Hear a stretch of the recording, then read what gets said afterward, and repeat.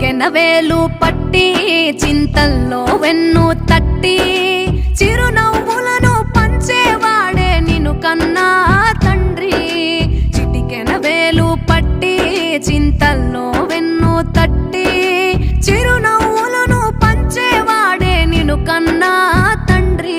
నేను భుజాల పైన మోసే దేవుడు రా నాన్న, నేను సన్మార్గంలో నడిపే దిక్సూచే నాన్న.